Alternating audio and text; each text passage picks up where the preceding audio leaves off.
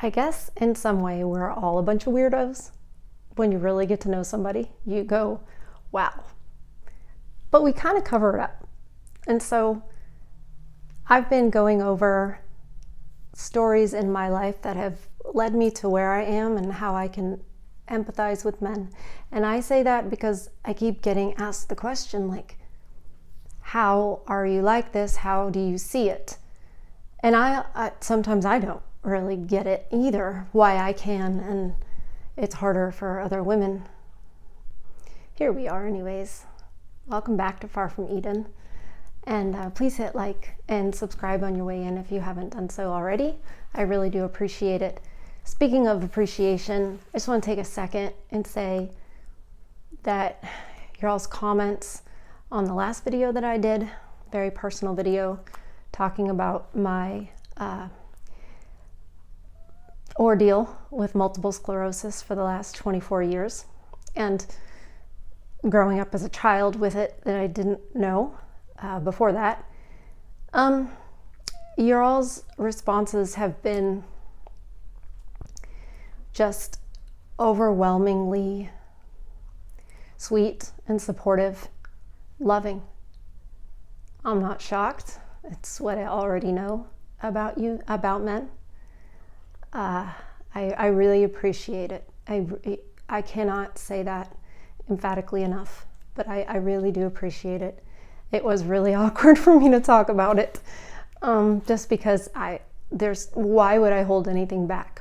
I don't see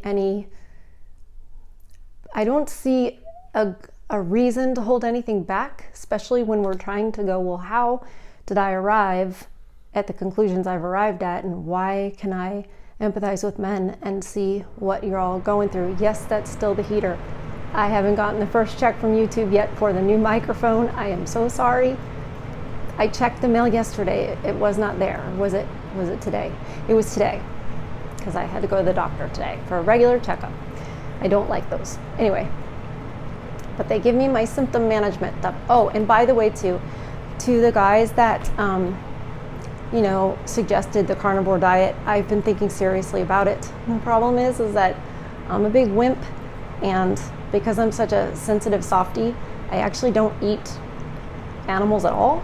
I don't judge other people who do. I'm not one of those people, but I know it would be healthy for me. I know that God, gave us this world to have dominion over. I totally understand that. And so I am really working on it. But I 100% so appreciate it, the suggestions. I know that it comes from a place of love. And I appreciate it. So I decided to make this video and talk about what I'm about to talk about right after the whole explanation of my battle with MS and how it's shaped me, etc. Because there is something else that I kept not saying in that video. Not because I'm not going to share it with you guys, but because it's such a huge sort of subplot. It's its own thing.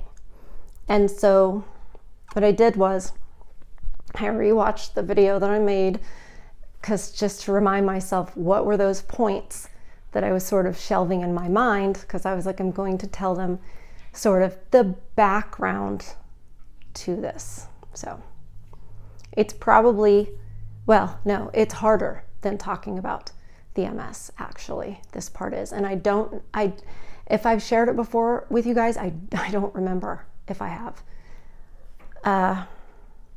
So the reason why, when I was diagnosed at 22, I never said, why me? There's a reason why I never said, why me? Because I have two younger brothers who died. One passed away when he was 6 weeks old, and the other passed away when he was 3 days old. And the one who I was born in 1977, Mark, my first younger brother was born in 78. He had a severe case of hydrocephalus and spina bifida. So he didn't function properly. So that's why only 6 weeks on this earth and all in the hospital. And then a year later, my next younger brother was born, Colin, and he had hypoplastic left heart syndrome, which is an underdeveloped heart basically, and he died in 3 days. Nowadays they can repair that in utero. Back then they couldn't. It was like right on the cusp. It was actually researched. It was like a few years later they could repair it. But again, those kids end up having surgery after surgery after surgery, and it's a life of hell. I'm not saying that, they should be, euthanized, anything like no, but it's a hard life. It's not like they fix it and it's all is well. It's a horrible diagnosis to have. So when I was diagnosed at 22 with multiple sclerosis, I didn't say, why me? Because I didn't think, why Mark, why Colin? Because I already knew that life just is this way. It's not fair. You get a raw deal. There's sickness and illness, and it's not to do with if you're bad, God's punishing you. I never believed those things because I always knew from a very early age, from as early as I can remember, about my brothers and about, their short lives, but how their lives mattered, how they were there with God. Even if you think, well, not until we're all risen in Christ. But in your mind, you're like, no, if maybe, sleeping now, and then when we all rise in Christ. So you think it doesn't have to mean literally with God right now, but as a child growing up, that's what I knew. So I never said, why me with mine, because that didn't make any sense, because that was never how I was raised to think, because I knew about my brothers and I knew that they didn't deserve what happened to them, but I also wasn't angry about it. I hope that makes some sense. Sometimes it makes sense in my head, and then I'm like, I don't know if this is making sense for other people. The other thing that was a little bit of a subplot that I was careful not to get derailed on was talking about how I had symptoms like that I know now are MS when I was a kid, but I never went to the doctor for them or whatever. I was just kind of, bless you. That was my little doggy having a sneeze.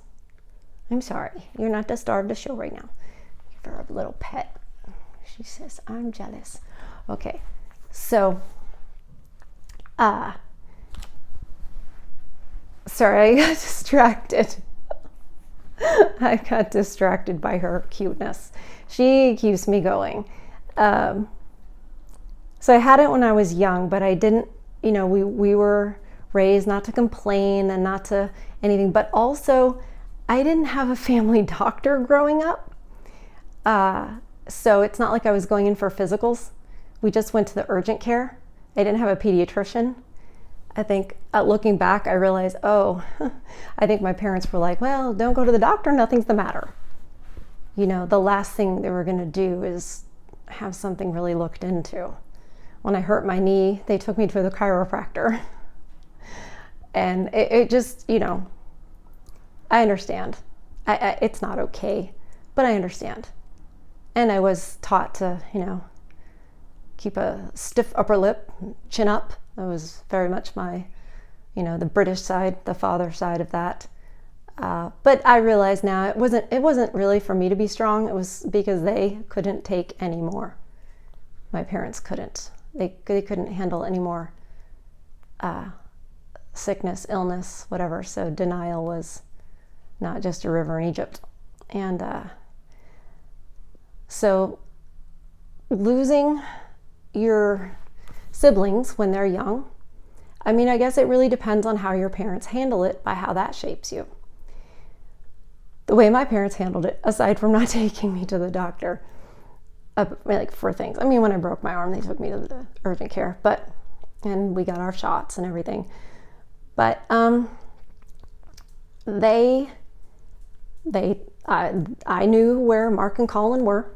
I knew that, it was before the age of accountability. So I knew that they were in heaven. I knew that they were safe.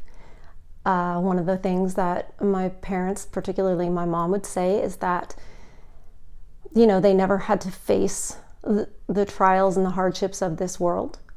So they, got to be with the Lord earlier. And so that was something to be grateful for them, that it was us who are left on this earth who grieve, that they are not in pain, that they are not suffering. So all of those things were very early on in my life. I mean, like very early on. One of my earliest memories is I was riding my little tricycle inside of our house, and my mom was painting in the room sort of adjacent, so she could see me. It was just a little tiny area. It was like hardwood floor. I think I was probably making circles. We had a big picture window right there that looked over. I can picture it in my head. And I remember looking at the door. It was slightly open to the room my mom was painting. And I could see, how sometimes doors, I don't have a door that looks like that here, but sometimes the doors will have inside doors will have a wood, like almost, it's not flat. It'll be like wood and wood crossed like that. I wish I could describe it better. You guys are men, you probably know what I'm talking about. So I was looking at that, and I was on my tricycle and I'm looking at it. And I was like, that's a cross.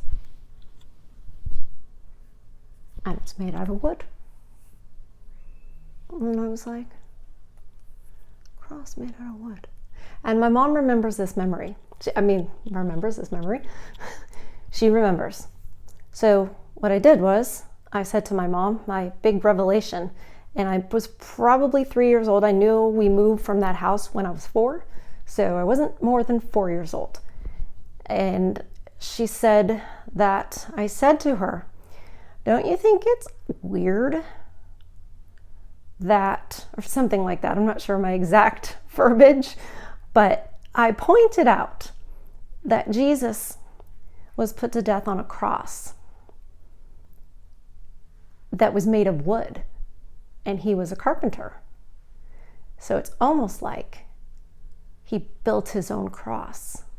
Like in my little mind, I was like, I don't know if I was thinking foreshadowing or full circle, or I don't know what I was thinking, but I thought it was, it was a profound moment for my 3-year-old self.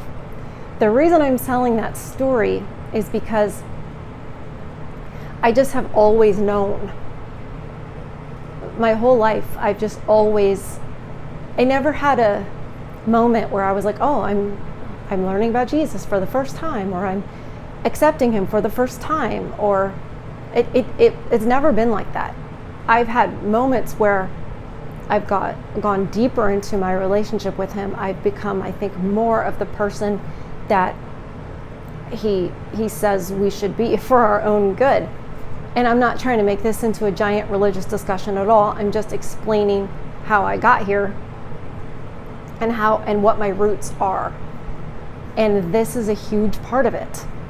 It's just a huge part of it. It's the foundation. It's something that I've always known. It's something that has always been with me. Everything that I know is filtered through my beliefs. And they're not just merely beliefs. I mean, it's so much stronger than that. And throughout everything. And it wasn't like, oh, we went to church every Sunday and it was this church and that church. It was at home. And so not just talking about my brothers, but also, saying if you're having nightmares, you're having bad dreams. I was never told by my mom, oh, it's just a nightmare, don't worry about it. She'd say, pray about it. And I'd be afraid, in school they freak you out about, well, what if there's a fire and you need to have an escape route? And I know the age I was because I know where we lived at that time. So I was around 6 or 7, 5, 6 or 7. One of those ages, because that's where we lived. Actually 6 or 7 because, yeah. And so she was always, I mean, on one hand, it's like, yeah, that's not very comforting. It's not like she hugged me and rocked me to sleep or took me back to bed and read me a story. No, go pray. If you're scared, go pray. So if you're scared that, oh gosh, there's going to be a house fire because your teachers have freaked you out about it at school, pray. So while in a sense she was sort of, go away, little girl, what she pushed me towards was towards God and leaning on him through fear, through everything. And she never said, that'll never happen. Was never raised with, oh, that'll never happen. Our house isn't going to catch fire. It's only a dream. There's no bad guys. They never said that. It was never, and I realized that maybe they should have a little bit, but it was very like, no, this is life and we can't say that bad things aren't going to happen. And so I was really, quite a nervous child.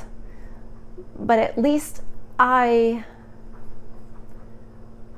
took all that to God. Even today, I had a neurology appointment. Drove myself the half hour to get there. To walk. For some reason, it's like super far away. It's always like the last door down the hallway at the hospital. So, walking a long way. And I hate going to the neurologist because I hate thinking about it. Because the whole time you're like, that's what you're completely focused on is your illness, and acknowledging it. And I feel like that it gives it a lot of power. So I don't care for it. And I don't like how the doctors push medicines on you and things like that. So as I was getting out of the car, I had a memory I'll just tell you what I did. So I was getting out of the car and I was nervous. And I thought, no, you're not going alone. Jesus is with you right now, always with you. So just imagine he's gotten out of the car first and we're following him. And I used to do that in school when I would have like something to do in front of the class, speak in public, in front of the class. I was terrified. And I would just picture that Jesus was walking up in front of me and I was standing next to him when I did my presentation. So I feel like it's kind of weird to not share all this if I'm going to share the whole MS story and why I'm so rooted in when I speak about God's order and men leading and seeing that when we're stepping outside of God's order and the nuclear family is all but destroyed, it's not a surprise that Christendom, which was built upon the nuclear family, is also being destroyed. The West is it's going downhill. So anyway, so that started and is rooted in, the passing of my brothers. My parents, that's a lot to go through for parents. To lose one child is too much. To lose two is devastating. And, they never got over it, ever. They never got counseling. They dealt with it totally differently. It's actually shocking they stayed married for as long as they did after that. But they did, put a little too much pressure on me to carry them through. Both of them at one point in time told me separately, multiple times separately, that if not for me, they wouldn't still be here. And that's a lot for a child to hear. It's a lot of responsibility, but it also informs me when I see people, in this case men, just at the end of their rope. I know what people look like when they've lost their purpose, when they don't see the meaning in their life anymore. I know what that looks like. I know what it feels like too, because of the other story, the MS story, so my brothers, Mark and Colin, they passed away, but I have brothers, you know, and if they had lived, what might they be enduring? What would they want their sister to say?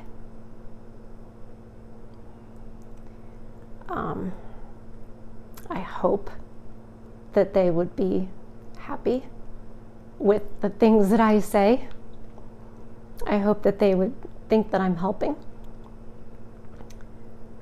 And I would hate to think that they would be going through this, but they would be. They wouldn't. I don't see how they would have escaped this. So, and when I talk to men and I read your comments and stuff, it's gonna sound so cheesy, but you're all my brothers. It's so cheesy. But I never want any of these things to harden me to where I just can't feel anymore, although sometimes I think that would be nice. But yeah, this is kind of one of those childhood stories that you just can't know where I'm coming from without knowing this part about me. So I thought I'd share, especially the video right after, the big MS monster description. Here's the other part, and I'm sure I've forgotten some things that have to do with this, but at least going forward, if I mention it or I think of it, we have this video to reference the whole kind of story. And I'm trying to think if there's anything else that was applicable. Not really. I think that's all of it. And I thank you guys for watching and listening. I really appreciate it. And I hope this is informative of how I got to where I got and what makes me me and what makes me such a weirdo. I told you, and I've told people before, like, there are a specific set of circumstances, really odd circumstances combining to all come together to like make whatever's going on up here be the way it is.